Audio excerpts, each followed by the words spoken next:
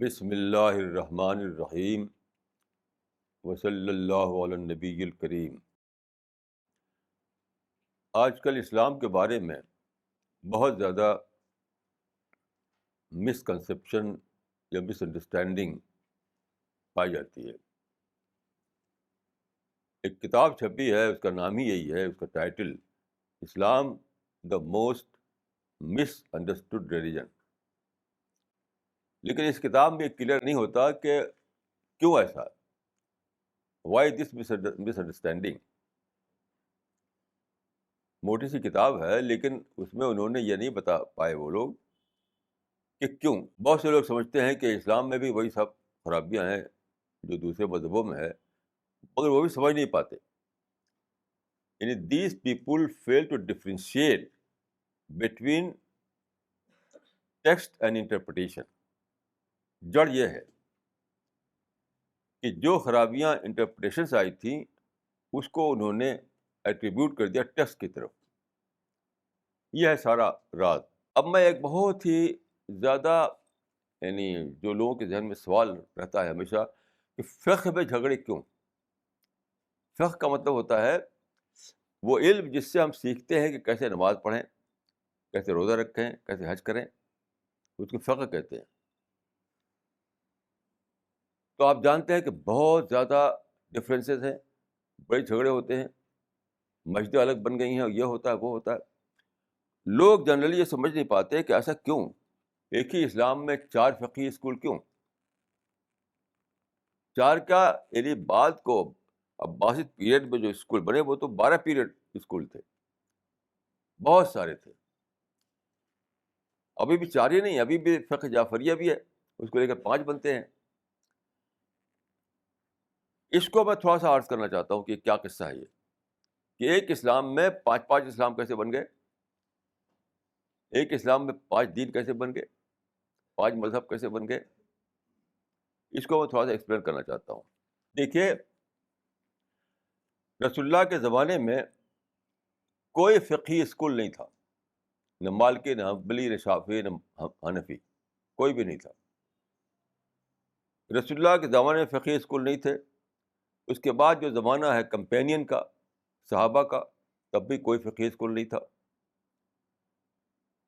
تو رسول اللہ کے زمانہ، خلافت راشدہ کے زمانہ اور بنی امیہ کا زمانہ، ان تینوں زمانے میں فقہی اسکول نہیں تھے، یہ سب لوگ جانتے ہیں۔ فقہی اسکول بنے ہیں کب؟ عباسد پیریڈ میں، عباسد پیریڈ میں، اور یہ ایران میں بنے ہیں۔ وہ کیسے بنے؟ اس کی تاریخ یہ ہے، اس کی ہسٹری یہ ہے کہ عباسد پیریڈ ہی میں حدیثوں کو کمپائل کیا گیا۔ اس سے پہلے حدیثیں جو تھیں وہ پھیلی ہوئی تھی لوگوں کے درمیان، لوگ ان کا چرچا کرتے تھے، لوگ ان کو ایک دوسرے کو سناتے تھے، اور الگ الگ لکھ بھی رکھا تھا لوگوں نے، لکھی ہوئی حالت میں بھی حدیثیں تھیں، تو جگہ جگہ تھی، لیکن بڑے پیمانے پر، باقاعدہ طور پر، جس کو کہتے ہیں تدوین کرنا، اس پیمانے پر حدیثیں عباسد پیریڈ میں اکٹھا کی گئی۔ یہاں 2 باتیں میں کلیئر کرنا چاہتا ہوں۔ وہ یہ ہے کہ یہ ہم مانتے ہیں، سب لوگ کہتے ہیں کہ حدیثوں میں بہت سی موضوع حدیثیں ہیں، یعنی بناوٹی حدیثیں، خود سے بنا لیا لوگوں نے، ایسی حدیث ہے۔ تو یہ سوال لوگوں کے اندر ہوتا ہے کہ کیسے ہم فرق کریں، کیسے ہم ڈفرینس جانیں۔ تو دیکھیے، یہ کوئی ڈیفیکلٹ کام نہیں ہے۔ محدثین نے 15 لاکھ آدمیوں کا ڈاٹا، جو کہتے ہیں آپ لوگ، بنایا ہے۔ 15 لاکھ آدمیوں کی ہسٹری اکٹھا کی ہے، جو کہتے ہیں علم رجال۔ علم رجال ایک ڈسپلن ہے جس میں اسٹڈی کی جاتی ہے ان آدمیوں کے جنہوں نے نریٹ کیا، جو نریٹر تھے۔ حدیثوں کو بیان کرنے والوں کو ہم کہتے ہیں راوی، راوی یعنی نریٹر۔ تو ایسے لوگوں کی گنتی 15 لاکھ تک پہنچتی ہے۔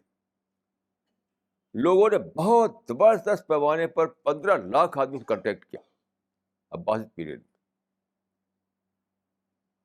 اور اس طرح کیا کہ انہوں نے یہ جو آج کل ساری جھگڑے ہوتے ہیں ہر ملک میں، اس سے پوری طرح اپنے کو ڈیٹیچ رکھا، الگ رکھا. اب جانتے ہیں کہ عباسد پیریڈ میں وہ ساری خرابیاں آ چکی تھی پالیٹکس میں، جس کو آج لے کر کے لوگ لڑائی کر رہے ہیں ادھر ادھر. لیکن یہ محدثین جو تھے، یہ جو اسکالرس تھے، انہوں نے اپنے آپ کو پوری طرح اس سے الگ رکھا. یعنی پولیٹیکل جھگڑوں سے الگ رکھنے کی وجہ سے یہ پاسبل ہوا کہ 15 لاکھ آدمیوں کا ریکارڈ تیار کریں. یہ بھی ایک ہسٹری ہے کہ پولیٹیکل جھگڑوں میں جو الجھے گا وہ کوئی کام نہیں کر سکتا. جس کو کوئی کنسٹرکٹیو کام کرنا ہے تو اس کو پہلا کام یہ کرنا ہوگا کہ پولیٹیکل جھگڑوں سے اپنے کو دور لے جائے. آپ غور کیجئے، میں اکثر سوچتا ہوں یہ محدثین جن کے مائنڈ میں لاکھوں حدیثیں تھیں، کیونکہ اس میں میموری، آپ جانتے ہیں کہ جب میموری بہت یوز ہوتی تھی اس زمانے میں تو جو لوگ میموری بہت اچھی ہوتی تھی. فوٹوگرافک میموری آج تو چند لوگوں کی ہوتی ہے، اس میں ہر آدمی کی فوٹوگرافک میموری تھی. یا ایسے سمجھ لیجیے جیسے ہوتی. آج کسی کی فوٹوگرافک میموری ہوتی ہے. اس زمانے میں ہر آدمی ہی کی فوٹوگرافک میموری تھی، کیونکہ لکھنا ہوتا نہیں تھا، میموری میں رکھتے تھے باتوں کو. تو فوٹوگرافک میموری اس زمانے میں ہوا کرتی تھی لوگوں کی. تو اب سوچئے کہ جن لوگوں کے مائنڈ میں یہ ساری حدیثیں تھیں، اگر وہ لڑنے لگتے رولرز سے ان ایکسکیوزز کو لے کر، جیسے لے کر کے آج لڑائیاں کرتے ہیں لوگ مسلم کنٹریز میں، تو کیا ہوتا؟ یہ سارے لوگ قتل کر دیے جاتے اور قبروں پہ چلے جاتے، اور حدیث کا ہمیں کچھ پتہ ہی نہیں ہوتا. حدیث کا پتہ ہی نہیں ہوتا ہمیں کہ حدیث کہاں گئی. جن مائنڈ میں، جن لوگوں کے میموری میں حدیثیں تھیں، وہ اگر لڑنے لگتے یہی ہوتا. جیسا کہ بنگلہ دیش میں ہوا، جیسا کہ پاکستان میں ہوا، جیسا کہ افغانستان میں ہوا، ہر جگہ کتنے سارے لوگ لڑ کے قتل ہو گئے اور قبروں پہ چلے گئے. عباسد پیریڈ میں آپ نے کتابوں میں پڑھا ہوگا کہ وہ ساری خرابیاں آ چکی تھیں جس کو لے کر آج مسلم کنٹریز میں سو کال اسلامک یعنی جماعتیں لڑ رہی ہیں اپنے رولرز سے. ہر جگہ لڑائی چھڑی ہوئی آپ جانتے ہیں. عرب ورلڈ میں الاخوان المسلمون جو ہے وہ لڑ رہی ہے، اور پاکستان وغیرہ میں اسلامی جماعت اسلامی لڑ رہی ہے. ہر جگہ یہ لڑ رہے ہیں لوگ. جن چیزوں کو لے کر کے یہ رولرز سے لڑ رہے ہیں، یہ ساری خرابیاں عباسد پیریڈ میں موجود تھیں. اگر ایسا ہوتا کہ ان پولیٹیکل خرابیوں کو لے کر لڑتے یہ محدث، یہ اسکالرس، یہ سب قبر پہ چلے جاتے. کون حدیثوں کو جمع کرتا؟ ہمارے حدیثوں کے بارے میں کچھ بھی پتہ نہ ہوتا. اسی لیے حدیث میں بہت زیادہ رسول نے منع کیا تھا کہ رولرس میں تم خرابیاں دیکھو گے لیکن ان سے ریوولٹ مت کرنا. اس کی یہی حکمت تھی، یہی وزڈم تھا کہ اگر تم لڑو گے تو جو کام ہونا ہے کنسٹرکٹیو وہ نہیں ہوگا، پازیٹیو کام نہیں ہوگا. تو ساری اسلامک لرننگ جو ہے عباسد پیریڈ میں اس کی تدوین ہوئی ہے. اب بتائیے کہ لوگ لڑتے اگر تو سب ختم ہو جاتے. عبداللہ بن زبیر ختم ہو گئے اور سعید بن جبیر ختم ہو گئے، بہت سارے لوگ ختم ہوئے، مارے گئے، وہ لوگ قتل کیے گئے. تو یہ بہت بڑی حکمت ہے، اس کو سمجھ لیجئے کہ ایک کام کو کرنے کے لیے دوسرے کام کو چھوڑنا پڑتا ہے. آپ ایک چاہتے ہیں کہ کنسٹرکٹیو کام کریں تو لڑائی بڑھائی چھوڑنی پڑے گی، اس کو اوائڈ کرنا پڑے گا. تو ان لوگوں نے حدیثوں کو، میں یہ بتاؤں آپ کو کہ یہ جو علم رجال بنایا ہے لوگوں نے، کسی بھی حدیث کو آپ جانچ سکتے ہیں کہ وہ صحیح ہے کہ نہیں صحیح ہے، کیونکہ جو ڈائریکٹرس ہیں سب کے حالات معلوم ہیں. ان کے حالات معلوم کر کر کے آپ جان سکتے ہیں. اگر آپ چاہیں تو ڈائریکٹ طور پر خود آپ ان کتابوں کو پڑھیں. اگر آپ پاس ٹائم نہیں ہے تو علامہ ناصر الدین الالبانی نے 6 جلدوں میں کتاب لکھی، 6 والیوم میں. 6 والیوم میں. ایک سیٹ کا نام ہے الاحادیث الصحیحہ، دوسرے کا نام ہے الاحادیث الضعیفہ. پوری لائف ختم کر کے انہوں نے حدیثوں کو چھانٹا، اور جو حدیثیں آتھینٹک تھیں ان کو انہوں نے الاحادیث صحیحہ میں اکٹھا کر دیا. جو حدیث آتھینٹک نہیں تھیں ان کو الاحادیث ضعیفہ میں اکٹھا کر دیا. تو آپ اگر چاہیں کہ ڈائریکٹ طور پر ایک ایک حدیث کو چھانیں تو فن رجال کی کتابوں کو پڑھیے, جس میں ایک ایک آدمی کے حالات لکھے ہوئے موجود ہیں. اگر آپ اتنا ٹائم نہیں ہے تو البانی صاحب کی کتاب دیکھ لیجیے. آپ چھانٹ چھانٹ کر انہوں نے الگ کر دیا. الاحادیث صحیحہ میں آتھینٹک حدیثیں ہیں, الاحادیث ضعیفہ میں وہ حدیثیں جو آتھینٹک نہیں ہیں. یہ کوئی مشکل کام نہیں کہ حدیثوں کو چھانٹا جائے. تو میں یہ کہہ رہا تھا کہ جس زمانے میں حدیثیں اکٹھا کی گئیں اس زمانے میں ایک پرابلم سامنے آیا. وہ پرابلم سامنے یہ آیا کہ یہ حدیثیں بتاتی تھی کہ صحابہ نے, رسول اللہ کمپینین نے نماز کس طرح پڑھی. مثال کے طور پر فار ایگزامپل سب سے زیادہ جو ڈفرینسز پیدا ہوئی اور نماز کیسے پڑھی جائے اس کے اوپر پیدا ہوئی. تو پتہ یہ چلا کہ لوگوں نے ڈفرینٹ طریقے سے نماز پڑھی ہے. تو کمپینین جو تھے وہی تو نمونہ تھے, القدوۃ ہم. یہ سمجھا جاتا تھا, رسول اللہ نے کہا تھا کہ اصحابی کا نجوم بیاہم اقتدیتم اہتدیتم. میرے صحابہ جو ہے وہ ستاروں کی طرح ہیں, ان کی پیروی کرو تم. تو اب جب صحابہ سے یہ ساری حدیثیں صحابہ سے ملی تھی ہم کو, رسول اللہ سے سنا صحابہ نے بیان کیا دوسروں سے. تو اب جو حدیثیں آئیں اس میں پتہ چلا کہ صحابی جو تھے وہ سب کے سب نماز ایک ڈھنگ پر نہیں پڑھتے تھے. مثلا کسی نے ہاتھ اٹھایا اللہ اکبر کا تو ہاتھ یہاں تک اٹھایا, کسی نے یہاں تک اٹھایا. کسی نے ہاتھ باندھا تو یہاں ہاتھ باندھا, کسی نے یہاں ہاتھ باندھا. کسی نے آمین زور سے کہہ دیا, کسی نے آمین دھیرے سے کہہ دیا.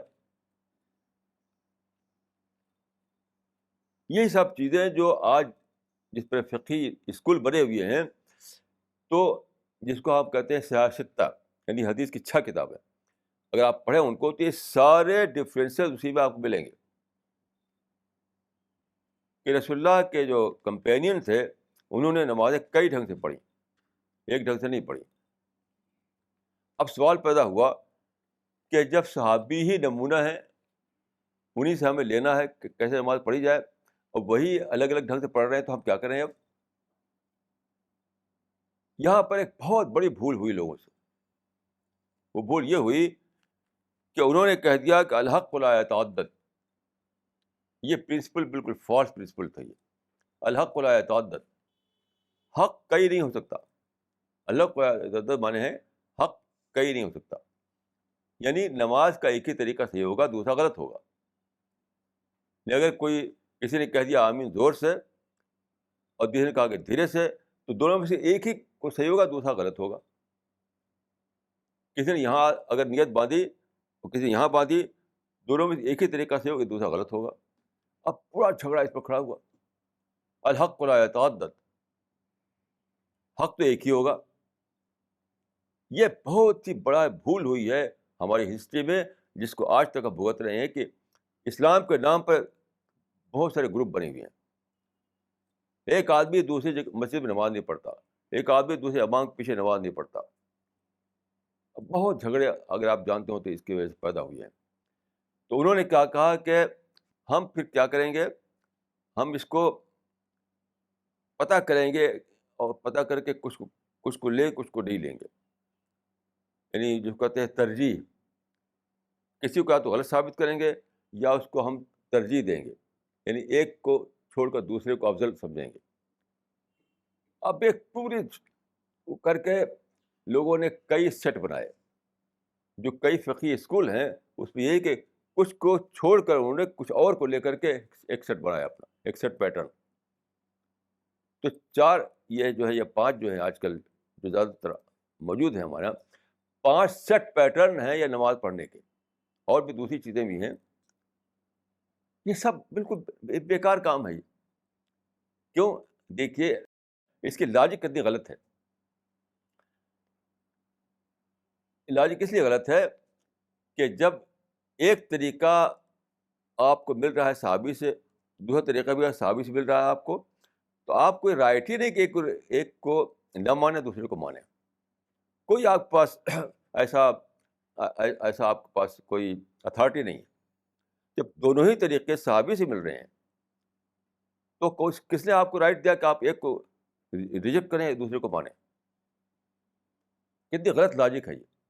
آپ پر لازم ہے کہ دونوں کو مانیں, اس کو بھی ٹھیک مانیں, اس کو بھی ٹھیک مانیں, اور پھر سوچیں کہ دونوں ہی کیسے ٹھیک ہو سکتے ہیں. یعنی پہلا کلو آپ کو جب یہ ملے گا کہ دونوں ہی جب ٹھیک ہیں تو مجھے سوچنا پڑے گا کہ دونوں کیسے ٹھیک ہو سکتے ہیں. اگر اس طرح سوچتے ہیں نا تو مسئلہ حل ہو جاتا. وہ کیا؟ وہ یہ کہ آپ دیکھیے کہ ڈفرینٹ صحابی جو ہیں وہ ان کے جہاں ڈفرینسز جو ہیں وہ دو ڈھنگ کے ہیں. جہاں تک اس بات کا تعلق ہے کہ نماز کے جو بیسک پرنسپلس ہیں اس میں کوئی بھی ڈفرینس نہیں ہے. مثلا سارے صحابی کہتے ہیں کہ فجر کی نماز 2 رکعت, سارے کہتے ہیں کہ ظہر کی نماز 4 رکعت, سارے کہتے ہیں کہ عصر کی نماز 4 رکعت, سارے کہتے ہیں کہ مغرب کی نماز 3 رکعت, سارے کہتے ہیں کہ عشاء کی نماز 4 رکعت. اس میں کوئی بھی ڈفرینس نہیں ہے, کوئی بھی ڈفرینس نہیں ہے. اس طرح اور بھی کئی چیزیں ان کو ہم فرائض کہتے ہیں, کوئی ڈفرینس اس میں نہیں ہے. اب ڈفرینس کس میں آتا ہے؟ وہی آدمی زور سے کہیں گے, دھیرے سے کہیں, وغیرہ میں. وضو کریں تو وضو میں ایک ہی بار دھو لیں یا 2 بار دھوئیں کہ 3 بار دھوئیں. تو دیکھیے یہاں پر آپ کو جاننا چاہیے تھا کہ بیسکس میں ڈفرینس نہیں ہے, نان بیسکس میں ڈفرینس ہے. ہر چیز میں کچھ بیسکس ہوتے ہیں, کچھ نان بیسکس ہوتے ہیں. جیسے اس کمرے میں دیکھیے اتنے سارے لوگ بیٹھے ہوئے ہیں, ایک آدمی آتا ہے, وہ ایک اسٹیٹمنٹ دیتا ہے کہ اس کمرے میں 100 آدمی بیٹھے ہوئے ہیں سپوز. اب کیا سب کے بیٹھنے کا موڈ ایک ہی ہے؟ آپ دیکھیے اس بات میں تو کوئی فرق نہیں ہے کہ بیٹھے ہوئے ہیں, لیکن الگ الگ موڈ سے بیٹھے ہوئے ہیں, الگ الگ ڈھنگ سے بیٹھے ہوئے ہیں. کسی کا پاؤں پھیلا ہوا, کسی کا پاؤں سمٹا ہوا ہے, کوئی وال کو ٹیک کر بیٹھا ہوا ہے, کوئی الگ سے بیٹھا ہوا ہے. تو دیکھیے ایک ہے بیٹھنا, ایک ہے بیٹھنے کا طریقہ. تو بیٹھنے میں کوئی فرق نہیں ہے, لیکن اس میں فرق ہے.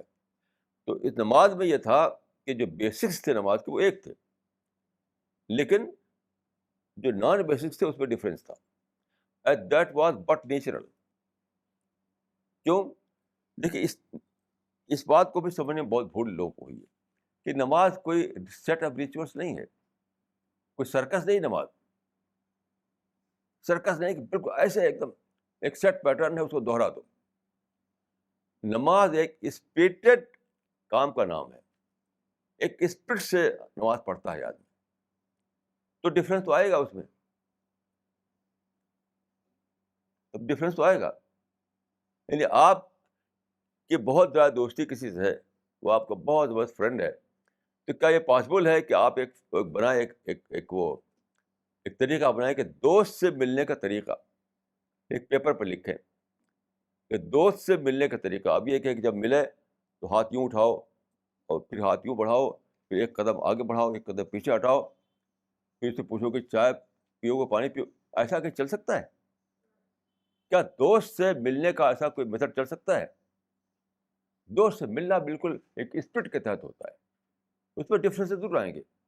ایک بار الگ ڈھنگ سے ملیں گے, دوسری بار الگ ڈھنگ سے ملیں گے آپ. چنانچہ میں ایک مثال دیتا ہوں آپ کو. رسول اللہ کے زمانے میں ایک بار ایسا ہوا کہ آپ نماز پڑھا رہے تھے. آپ جانتے ہیں کہ ربنا لک الحمد پڑھا جاتا ہے جب آدمی کھڑا ہوتا ہے رکوع کے بعد. رکوع کے بعد جب کھڑا ہوتا ہے تو کہا جاتا ہے کہ ربنا لک الحمد, یہ سب لوگ جانتے ہیں. تو وہاں کیا ہوا کہ جب رسول اللہ کھڑے ہوئے رکوع کے بعد, ایک شخص کی زبان سے نکلا ربنا لک الحمد حمدا کثیرا طیبا مبارکا فیہ. یعنی جو عام طور پر پڑھا جاتا تھا وہ تو تھا ربنا لک الحمد, وہ کہا پڑا ربنا لک الحمد حمدا کثیرا طیبا مبارکا فیہ. اب کیا ہوا, نماز ختم جب ہوئی تو رسول اللہ نے پوچھا کہ کس نے ایسا کہا تھا. وہ آدمی ڈر گیا کہ شاید میں نے کوئی غلطی کی ہے, ڈر کی وجہ سے وہ بول نہیں رہا تھا. تو آپ سے کہ ڈرنے کی بات نہیں بتاؤ. تو ایک آدمی کھڑا ہوا, میں نے کہا تھا. تو دیکھیے یہاں پہ اگر اس کا ڈفرینٹ طریقہ تھا, سیٹ پیٹرن سے الگ طریقہ تھا اس کا, لیکن کیا ہوا, رسول اللہ نے کیا فرمایا؟ آپ نے فرمایا کہ جب تم نے ایسا کہا تو بہت سے فرشتے ٹوٹ پڑے وہاں اس کو رپورٹ کرنے کے لیے کہ کون پہلے اس کو لے کر خدا کا اس کی رپورٹ پہنچائے. تو چونکہ اس کا جو کہا تھا اس کے اندر ایک اسپرٹ جاگی تھی, خدا سے محبت کی, خدا سے خوف کی, خدا سے تعلق کی, خدا سے یاد کی, ایک اسٹار مایا تھا اس کے اندر. اس کے تحت بول پڑا وہ ربنا لک الحمد حمدا کثیرا طیبا مبارکا فی. تو خدا کیا اس کو دیکھا کہ کچھ سرکس کا معاملہ یہ ہے کہ ربنا لک الحمد نے کہا کہ 2 لفظ کہا کہ 4 لفظ کہا کہ 5 لفظ کہا؟ ایسا کوئی ہو سکتا ہے؟ خدا اسپرٹ کو دیکھتا ہے. حدیث میں آتا ہے کہ خدا تمہارے دلوں کو دیکھتا ہے. کتنی بڑی بھول یہ ہے کہ لوگوں نے سمجھ لیا کہ نماز نام ہے ایک فارم کا, ایک سیٹ پیٹرن کا, تو اس میں تو فرق ہو نہیں سکتا. اب اس پر اتنے جھگڑے ہوئے کہ 12 فقہی اسکول بن گئے, جس میں سے آج کل 5 فقہی اسکول زندہ ہے. یہ سارا میرے نزدیک جو غلط کام ہوا ہے, کسی ایک فقہی اسکول کی ضرورت نہیں, حدیثوں سے لیجیے. جب بعد کو ایک تحریک اٹھی جو کہتے ہیں تحریک اہل حدیث, وہ بہت مائنارٹی میں ہیں, تو تحریک اہل حدیث یہی ہے کہ فقہ کے بغیر آپ حدیثوں سے آپ لیجیے اپنا دین, فقہ کی ضرورت نہیں ہے. یہ چل رہی ہے, ابن تیمیہ سے چل رہی ہے, لیکن آج تک یہ وہ لوگ مائنارٹی میں ہیں. تو بہرحال یہ ایک الگ مسئلہ ہے. میں یہ کہہ رہا ہوں کہ فقہ میں جو اختلافات ہوئے وہ اختلافات بالکل بیس لیس تھے. اب میں اس کو ایک مثال سے واضح کرتا ہوں. آپ جانتے ہیں کہ 4 جو امام ہمارے ہیں ان میں سے ایک ہے امام شافعی. ان کی کتاب ہے کتاب الام, بہت مشہور کتاب ہے, جو فقہ کی بہت ہی آتھینٹک بک سمجھی جاتی ہے. اس کو ڈسکس کیا انہوں نے. وہ کیا کہتے ہیں کہ فقہ میں جو ڈفرینسز ہیں, تو ہر ڈفرینس کسی نہ کسی پرافیٹک اوپینین سے مل رہا ہے. جو بھی ڈفرینس ہے, کیا مین زور سے کہیں تب بھی ملتا ہے, دھیرے سے کہیں تب بھی ملتا ہے. یعنی جتنے بھی ڈفرینسز ہیں وہ کسی نہ کسی صحابی سے مل رہے ہیں, کسی نہ کسی کمپینین سے مل رہے ہیں.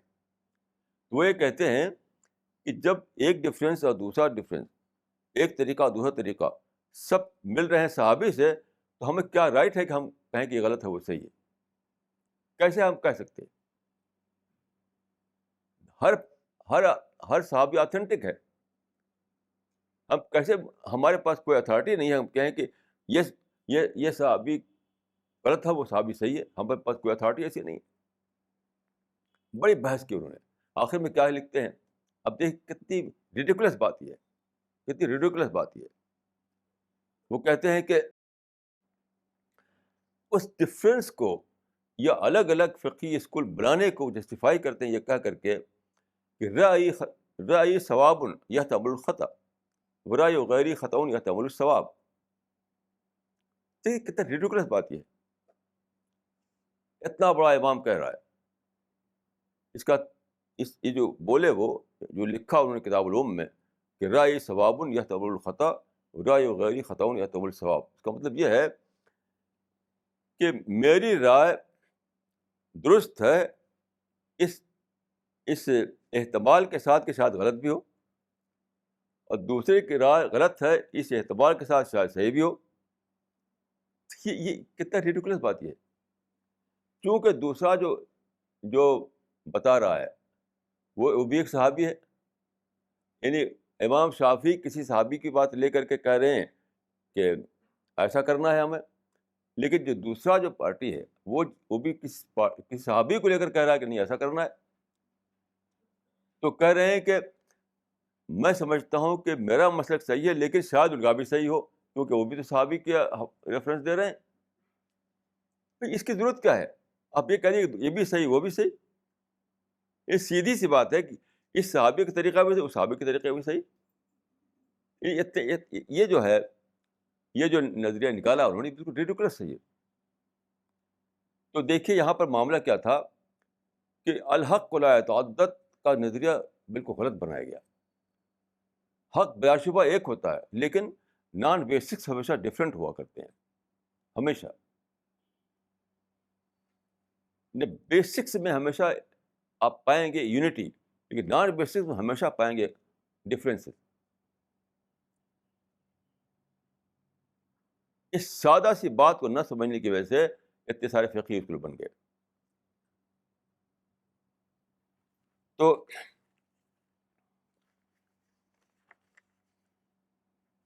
یہ سارے جو جھگڑے ہیں وہ خود ٹیکسٹ میں یہ جھگڑے نہیں تھے. یہ جھگڑے پیدا ہوئے ہیں ٹیکسٹ کے باہر. لوگوں نے اپنی طرف سے جو کمنٹری لکھی, اس کی جو شرح کی, اس کا جو انٹرپریٹیشن دیا, اس سے یہ سارے جھگڑے پیدا ہوئے ہیں. تو دو آپشن ان کے لیے تھا. ایک یہ کہ ڈفرینٹ جو طریقے مل رہے تھے صحابہ سے, ایک کو صحیح بتائیں ایک کو غلط بتائیں. ایک آپشن یہ تھا. دوسرا یہ تھا کہ وہ کہیں کہ یہ بھی ٹھیک ہے وہ بھی ٹھیک ہے. یہ مقتدیت و بہدایت چوج یہ بھی ایک نظریہ یہ بھی تھا. ایک صحابی ایک تابعی نے کہا کہ دونوں ٹھیک ہیں. یہ مقتدیت و بہدایت تم, وہ بھی ٹھیک ہے وہ بھی ٹھیک ہے. ایسا کرو تبھی نماز ہو جائے گی, ویسا کرو تبھی نماز ہو جائے گی. اب اتنی مائنر چیزوں میں جھگڑے ہیں. مثلا آپ اگر مسجد میں دیکھیں تو جب کھڑے ہوتے ہیں تو دونوں پاؤں ایک ہاتھ ملا کر کھڑا ہونا, ایک ہاتھ دور دور کر کے کھڑا ہونا, یہ کیا کوئی اختلاف ہے؟ یہ کوئی ڈفرینس یہ ہے؟ ارے بھائی ملا کے کھڑا ہو تب بھی ٹھیک ہے, دور دور پاؤں کر لو تب بھی ٹھیک ہے. اس سے نماز, اس میں نماز اچھی ہے بری ہو جاتی ہے. یہ بھی ٹھیک ہے وہ بھی ٹھیک ہے. اصل چیز ہے اسپرٹ, اصل چیز ہے روح, اصل چیز ہے خدا کا خوف. قرآن میں ہے کہ قد افلح المؤمنون الذین هم فی صلاتہم خاشعون. ان نماز کا کرائیٹیرین کیا ہے؟ اس کے اندر خشوع ہو. اس آیت پر غور کیجیے آپ. حدیث میں بتایا کہ لا صلاۃ الا لمن لم یتخشع. تو نماز ہوئی کہ نہیں ہوئی اس کا کرائیٹیرین ہے خشوع. لیکن لوگوں نے کیا بنا لیا کرائیٹیرین کہ فارم درست ہوا کہ نہیں درست ہوا, ایک سیٹ پیٹرن کے مطابق پڑھی کہ نہیں پڑھی گئی. تو انہوں نے کرائیٹیرین بدل دیا. کرائیٹیرین تھا اسپرٹ اور بنا دیا انہوں نے فارم. اس کے نتیجے میں جھگڑے ہوئے اتنے, اسلام کے خلاف اتنی بدگمانیاں, مس انڈرسٹینڈنگ. تو خلاصہ یہ کہ اگر کسی کو یہ جاننا ہے اسلام سچ مچ کیا ہے, اس کو قرآن کو پڑھنا چاہیے اور حدیث کو پڑھنا چاہیے. دوسری کتابیں جو ہیں جو بعد کو لکھی گئی ہیں وہ کتابیں آپ پڑھ سکتے ہیں, لیکن یہ نہیں کرنا چاہیے آپ کو یہ غلطی کہ آپ یہ سمجھیں کہ جو درجہ قرآن و حدیث کا ہے وہی درجہ ان کتابوں کا ہے. آپ کو یہ کہنے کی ہمت ہونی چاہیے کہ قرآن و حدیث کے بعد جو کچھ ہے وہ اس وقت ہے جب کہ قرآن و حدیث کے مطابق ہو, نہیں ہو تو وہ سب ہم اس کو ریجیکٹ کر دیں گے. یہ لوگوں کی ہمت نہیں ہے, اسی لیے کنفیوژن رہتا ہے, اسی لیے مس انڈرسٹینڈنگ میں پڑے رہتے ہیں وہ.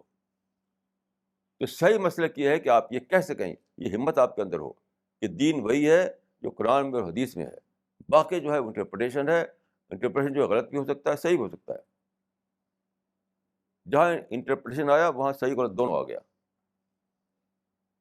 سیدھی سی بات اگر آپ سمجھ لیں کہ جہاں تک قرآن کا حدیث کا تعلق ہے, اس کے ٹیکسٹ کا, اس میں کوئی اختلاف نہیں, کوئی شک نہیں. لیکن جہاں دوسرے انسانوں میں کی باتیں جب ہیں تو ان کی شرح ہو, ان کا کمنٹری ہو, ان کا انٹرپریٹیشن ہو, تو وہ صحیح بھی ہو سکتا ہے غلط بھی ہو سکتا ہے. جب تک یہ کلیئر نہ ہو مائنڈ میں ہمیشہ کنفیوژن رہے گا. اور جو یقین ہونا چاہیے کہ یہ دین حق ہے, یہ خدا کا دین ہے, یہ محفوظ دین ہے, وہ یقینی سے محروم رہیں گے آپ, اس یقین سے محروم رہے گا. غور کیجئے کہ کتنی بڑی محرومی ہے کہ آدمی کو یقین نہ ہو اپنے خدا کے پیغام پر, خدا کے دین پر یقین نہ ہو. سب سے بڑی چیز ہے کنوکشن. کنوکشن جب آئے گا جب کہ آپ اس سور کو مانیں جو میں نے عرض کیا آپ کی خدمت میں. اقول قولی ھذا واستغفر اللہ لی ولکم اجمعین.